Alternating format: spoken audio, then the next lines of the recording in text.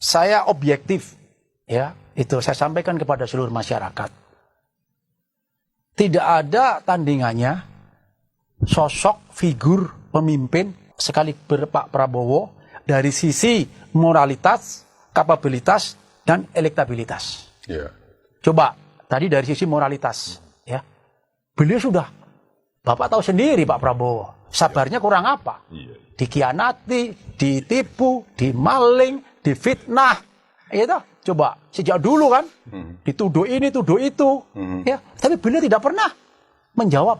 Kalau saya bertanya kadang-kadang saya gemes, Bapak kok diam saja? Tuhan yang Maha Besar yang akan bertindak untuk keadilan. Dan ternyata benar. Benar. Dan itu ternyata terbukti. Orang-orang yang mengkhianati, ya, yang menjolimi dan segala macam jatuh dengan sendirinya. Inilah sifat moralitas yang paling tinggi sebagai seorang negarawan. Begitu loh. Kita harus punya, Pak. Dan Indonesia ini negara besar, harus punya pemimpin seperti ini. Gitu. Nah, ini dari segi moralitas. Dari segi kapabilitas. Pak Prabowo, ya, kakeknya Raden Mas Margono, ya, Joyadikusumo adalah pendiri Bank BNI 46. Ya, itu. Tokoh besar. Itu. Yang mengerti persis tentang yang mendesain ya, ekonomi Indonesia sejak Indonesia merdeka. Itu bapaknya Pak Sumitro Joyadikusumo, pegawai ekonomi, ya, menteri, ya, sekian belas tahun, ya, tokoh besar juga. Beliau sejak kecil, sejak lahir, ya, sudah dididik oleh orang-orang top, keturunan yang memang benar-benar, ya, bisa diandalkan. Nah, di sini beliau kemudian tumbuh besar di militer, menjadi jenderal, ya, kemudian pengusaha besar, sekarang ada di menteri, dan terbukti kan. Begitu beliau jadi menteri pertahanan, lihat, bangsa Indonesia tumbuh menjadi besar di sektor pertahanan, disegani dunia. Ya, beliau membuka networking, simpul-simpul ke seluruh negara di dunia. Itu kita dari alutsista berkembang penuh dari teknologi pertahanan.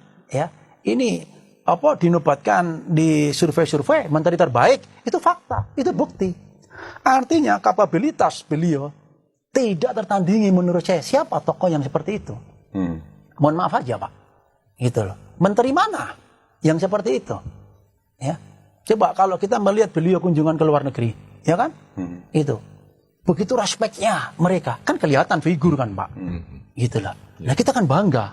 Indonesia mempunyai pemimpin seperti itu, ya kan? Nah, jadi mulai dari moralitas, ya, kapabilitas, dan elektabilitas. Nah, ini, Pak. Ini juga tidak, itu ada saingannya. Ya, kita di setiap survei dan yang lain-lain, ya, Pak Prabowo selalu menduduki nomor 1. Gitu.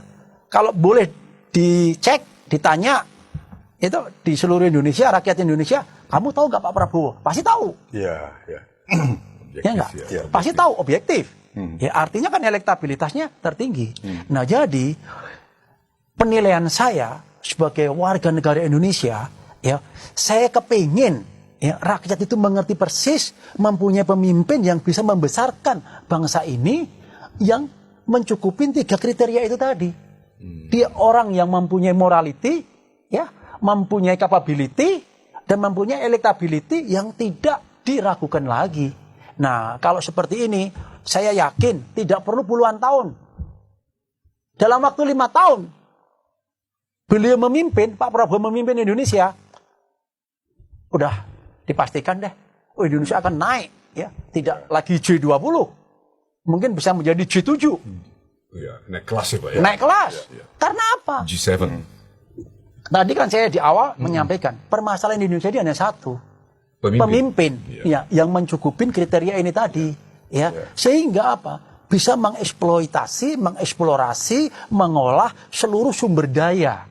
Dari sumber daya alam dan segala macam sumber daya. Sampai sumber daya manusia. Begitu loh. Ya. Nah, ini orang yang harus menguasai itu semua, Pak. Nah, kalau kita hanya mendapatkan pemimpin yang kelas-kelasnya masih kelas-kelas ringan, ya, masih tingkat-tingkat, mohon maaf ya, provinsi, tingkat-tingkat lokal, ya tetap juga bisa, ya, tapi berjalan apa adanya. Ya 40 tahun lagi ya merambat aja. Tapi kalau kita punya pemimpin yang kuat, yang strong, sejarah dunia membuktikan, ya sekarang yang paling terkenal kan China, tumbuh 40 tahun. Tapi 40 tahun yang lalu siapa presidennya? Itu Deng Xiaoping. Itu dia menyatakan, siapkan saya satu peti mati kalau saya korupsi. Dan kalian juga akan saya masukkan peti mati kalau korupsi. Lihat 40 tahun ke depan Cina sebagai apa? Dan ternyata benar, sebagai raksasa dunia. Artinya setiap negara itu harus punya pemimpinnya, yang bisa membangkitkan negara itu menjadi negara kapital, negara besar, negara kuat yang disegani. Nah, terus yang selanjutnya, Pak Prabowo selalu membawa kultur Indonesia, Beliau selalu nuansanya itu nuansa nasionalis, ya. Itu semua orang tahu Pak Prabowo orang yang sangat nasionalis sekali. Beliau itu kalau di luar negeri lebih dari 2 minggu udah gelisah. Kalau melihat negaranya ada sesuatu, aduh ada apa ya, ada apa. Pengen pulang, Pak. Pengen pulang, udah pasti. Padahal kalau secara pribadi, beliau ya, benar, persis itu. Betul. Padahal kalau secara pribadi beliau udah selesai. Ya. Kalau kepingin nikmatin, untuk nikmat happy aja, pribadi, sudah selesai.